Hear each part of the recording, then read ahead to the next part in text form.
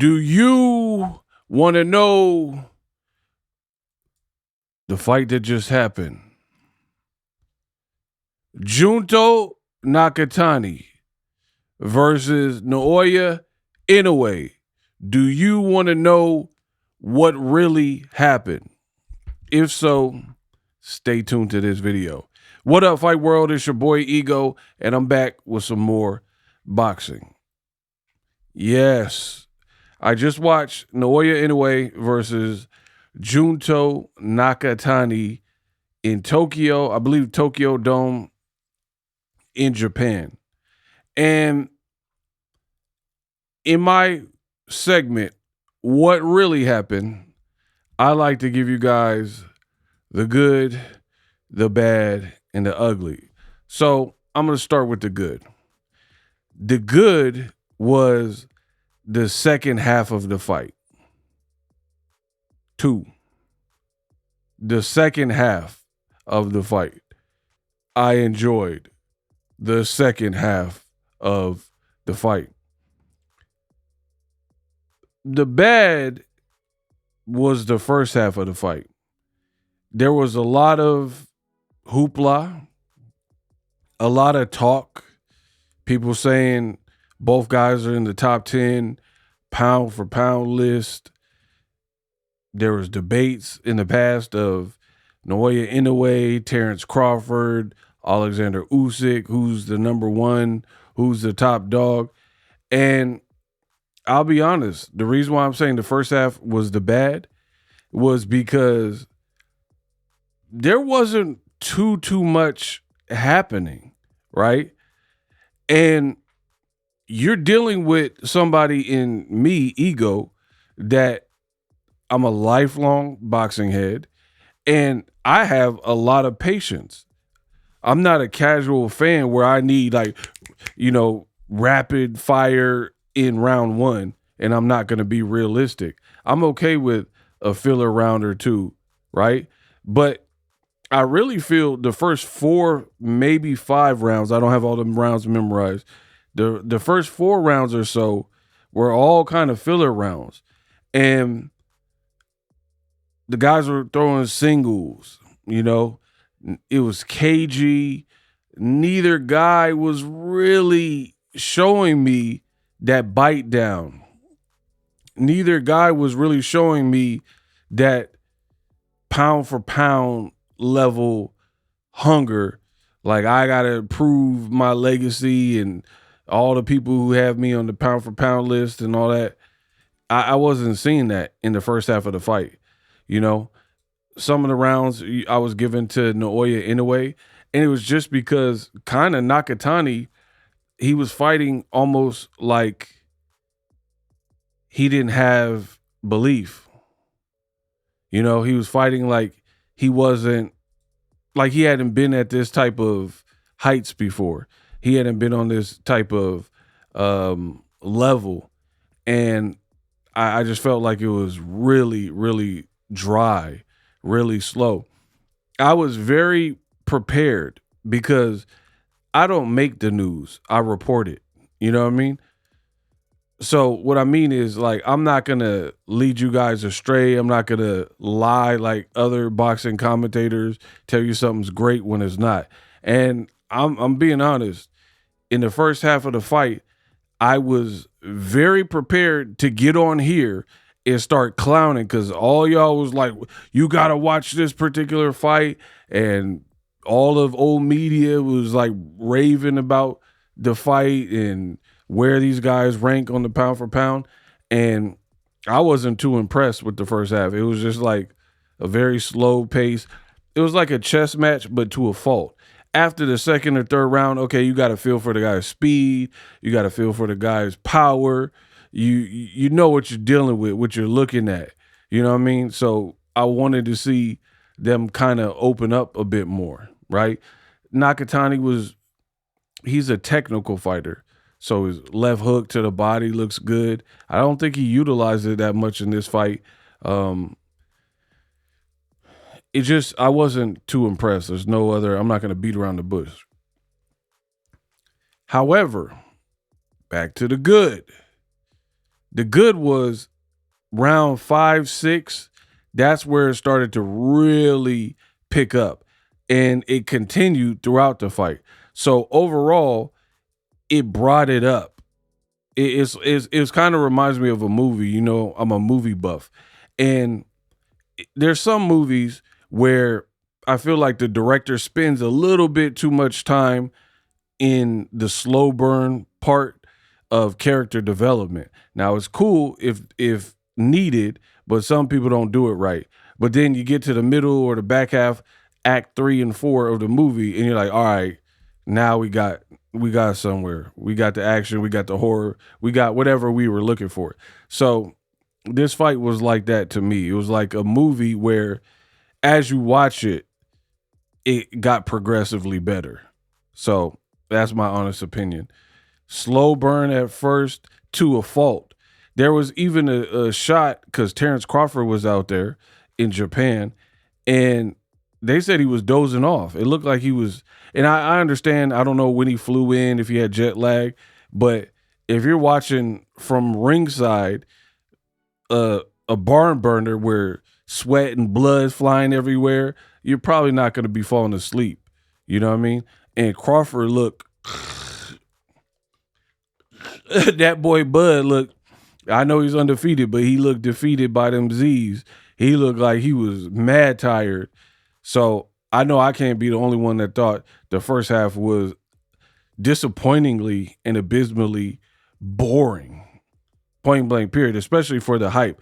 But as I said, we got to that middle part. It was really weird almost because it was like a flip switch. Like a switch went off and they started chunking them and fighting. It was like, what am I even watching now? Like, how did it go from that to just outright? And I'm happy it did because again, if the first half was matching the back half, I would have been like, that was trash. But the second half definitely saved it.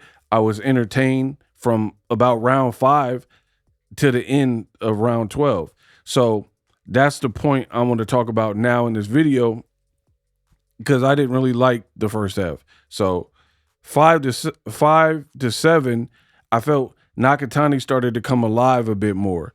He was landing shots. I still wanted him to use his height a little bit better, but he started landing on Inoue. And one of the things that I noticed overall in this particular fight is even though Naoya Inoue won a decision by a couple rounds on pretty much all the judges' scorecards, there is definite regression and a slowing down. And that's what sometimes happens faster to those guys in the little booger weights, the little sperm weights, because they're used to throwing 100 punches around. It's just a lot of wear and tear in your body to fight like that. You know what I mean? So you'll see like Estrada, he just got knocked out recently or quit on the stool or whatever. And before that, he got knocked out by Bam Rodriguez. Guys like that, you don't really see guys in them little booger weights fighting till they 51 years old, 48 years old. And if they do, they're just being brought in to the slaughter, calves to the slaughter. So I'm definitely seeing Naoya Inoue show signs of like wear and tear and regression. I feel like when he first came out, World Boxing Super Series, the first Donaire fight, I mean, it was like spectacular. He looked like, man, I don't know if anyone could beat. But in his Nakatani fight, round 9, Nakatani was thumping and landed some really good shots on the boy Inoue. And I thought that Inoue looked flatter. He was reaching and getting more desperate, and he just looked more tired. There was moments where he was backing up. I think in round 8, to me, it looked like Inoue, and don't take this and run with it. There's different levels and severities of being hurt, right? I'm not saying he was on the verge of getting knocked out, but in round 8, I do believe I think it was round 8.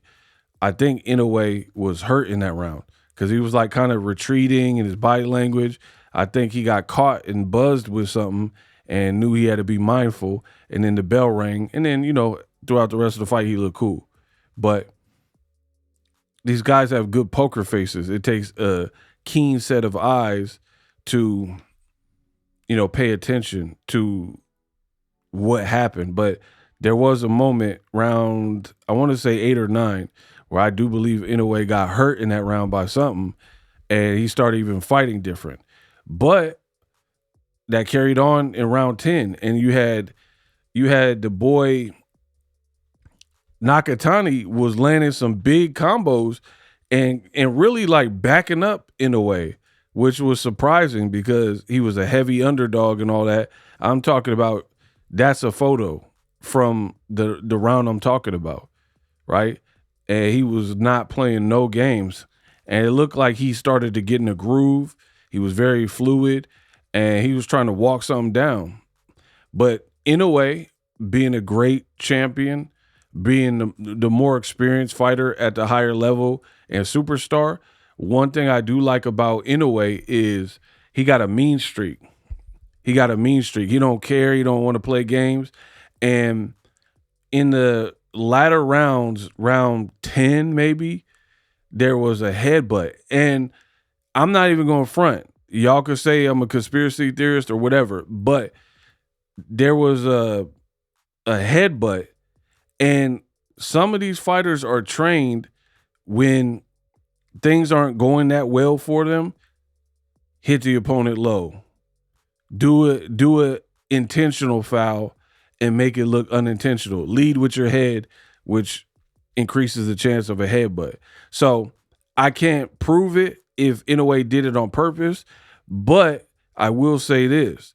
When Inoue did do it and he was leading with his head, it created a cut and blood was dripping. So it was very convenient because this was the round I'm talking about, where Nakatani looked like he was crescendoing and he was building that momentum, and that was just the break or breather that Inoue needed, and then he got it conveniently with this headbutt business, right?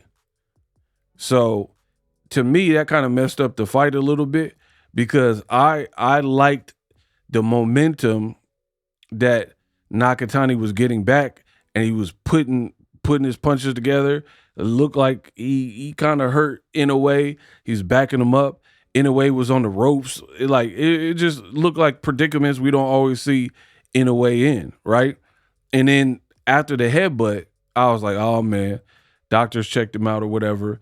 And I think it was the very next round, round 11, he got blood coming in his eye. Inoue got super aggressive and started walking him down. And that's a good trait for a boxer. You're not supposed to show mercy. If the ref says fight on, you're supposed to do your thing. So I can't be mad at him. You're supposed to target if a person's bleeding, or target their eye and make it worse. I get it. But for me, I felt like it messed up the fight. You know what I mean? Because it had been a clean fight. There was no headbutts, no blood. And then now, come on. It reminds me of Tim Tszyu and Sebastian Fundora. And I could think of several more examples. When I was watching I'm talking about the first fight, Tim Tszyu was definitely building momentum. He was looking good. He was looking sharp, put his punches together. And then Fundora sliced him with an elbow, and he had blood trickling down. And then it became a whole different fight. You got blood all in the man's eye. He can't see. And I get it. That's part of boxing. But it changed the whole tenor and ebb and flow and tempo of the fight the moment that happened. And then the very next round with a Quinky Dink, he got blood in his eye. And I think Naoya Inoue caught him with a big right. And either it was bothering his vision, maybe he was seeing doubles, Nakatani was seeing doubles, or the blood was profusely dripping in his eye and he was kind of in retreat mode. And that was like a major turning point that Inoue needed, in a round that he definitely secured and kind of with the earlier sluggish kind of tentative performance from Nakatani, you lost some rounds. They're going to give it to the favorite, even though not too much was happening. So you got to look at it. Benefit of doubt is probably going to go to the A side, the favorite. So you lost too many rounds there. And then you started to mount a comeback and you were doing real good. But then that 11th round, you got bullied. So you lost the fight because you lost too much early. And you started working your way to the point where you were building something like Lowe's. Let's build something together. But then it was all like vanquished when that blood or whatever was dripping in his eye in that 11th round. And in the 12th round, Inoue was looking at the clock. Nakatani was trying to, catch him. It was, pretty competitive. And then the fight ended. So overall, it was a fun watch from round 5 to 12. Like, you could take my word for it. You don't have to. If you haven't watched it and you're planning on watching the full fight, you don't even really need to watch the first 4 rounds. I did the work for y'all. So since I did the work for y'all, y'all need to hype me up. Hype this video up. I've been breaking down boxing. If that's your deal and you love boxing, I'm your guy. My name is Ego. Been covering boxing over 12 years on YouTube, online, making this money and doing my thing. So hype this video up, subscribe. Solid fight. A little bit disappointing for me because I thought it was going to be like some knockdowns and some just more drama. And the drama we got was like a headbutt and stuff like that. Overall, props to Naoya Inoue. He did his thing, resilient, definitely durable. Like some of the shots he was taking, you had Maloney or whatever got knocked out brutally by Nakatani. So Naoya Inoue definitely got a chin. He's definitely formidable. But I got to say this. A lot of y'all don't know ish about boxing, right? Y'all was telling me, y'all, you give them an inch and they take a mile. Y'all were telling me Inoue could move up to 135 and beat Gervonta Tank Davis. That's what I was reading. That's what y'all said on my past videos. Bro, don't do that. Don't do that, bro. He will get bodied. I've seen enough from this fight. He would get bodied at 135 by a Gervonta Tank Davis. That's why himself, he ain't really pushed that envelope. In fact, we could take it a step down. Forget Tank and 135.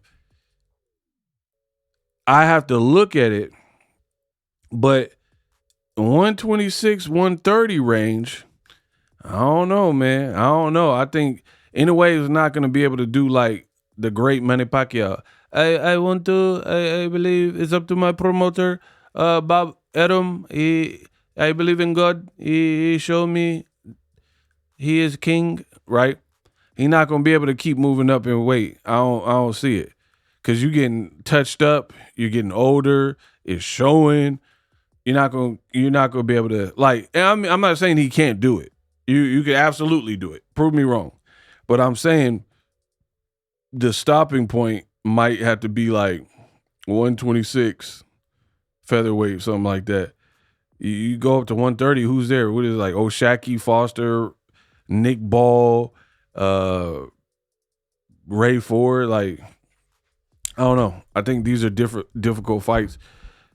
Weight classes exist for a reason, but I don't want to get too sidetracked because those are like fantasy future fights. I'm just telling you, Inoue is not going to be able to keep moving up, in my opinion. He's starting to show wear and tear on him in terms of, again, I'm not saying it like he didn't perform. He did what he was supposed to do. He was a champion. He was the favorite. He held it down. Amazing. But I do see just shades of getting older. There were moments where he was desperate. He was getting hit with big shots, stuff like that, right? And he got dropped by Luis Nitty and a couple guys, stuff like that. So, yeah, I don't see it. It's looking like super bantamweight might be where he has to call it quits. I have to look at it, but I have to see who's at featherweight right now. But I'm telling you, people in the past like Lomachenko's and Guillermo Rigondeaux's, guys like Donaire, guys like who else is there? Just anybody like that. Even back in the day, Nicholas Walters, all these guys would be very dangerous. All them types of guys would be dangerous. Gary Russell Jr., all the people like the past greats in the last 10, 15 years that were at featherweight or in or around them divisions, I feel like those will all be super difficult fights for Inoue, this current Inoue. But, props on the victory. As far as the, I went over the bad. As far as the ugly, because I went over the good, went over the bad. As far as the ugly, really is the telecast. The broadcast was horrible. They had these British dudes talking. They were just saying dumb stuff. The commentary is just horrible. Horrible. Also, for me, the ugly is DAZN. They keep doing these price hikes, right? And DAZN, get the DAZN Ultimate, raising the price and all this type of stuff. They were having technical issues with the audio, with the picture. There was one point in the middle of the fight where they just showed a zoomed out empty ring. Like, it was the weirdest thing. I'm watching the fight with Nakatani in a way, and they throwing punches, right? And in the middle of it, it just showed like a blank ring with no crowd or no nothing, like a still image or whatever. And it was like, oh, and I could still hear the commentators talking, and they're like, oh, we're having technical difficulties. Like, bruh, you have multiple camera feeds. You couldn't just like, okay, this one went out, somebody stepped on the cord or whatever, switch to this camera. They literally showed a Photoshop picture of a ring, and we were just supposed to listen to in the middle of the fight. Like, Showtime would never. HBO would never. I've never watched an HBO boxing fight, and in the middle of the fight, when they're throwing punches, all of a sudden the screen go blank. Like, what? And then you got the nerve to raise the prices and tell people to get the DAZN Ultimate and all this. Pay $48 a month or whatever it is, and it looked like y'all shot this on a potato. You didn't play the undercard. Where they do that at? A lot of people want to see the undercard. They didn't get all the fights. So you half-assed it. You know what I mean? Like, I don't know. DAZN got to get it together. And you wonder why boxing don't grow. But congratulations to Nakatani. Congratulations to Inoue on the victory. And that's what really happened. Subscribe.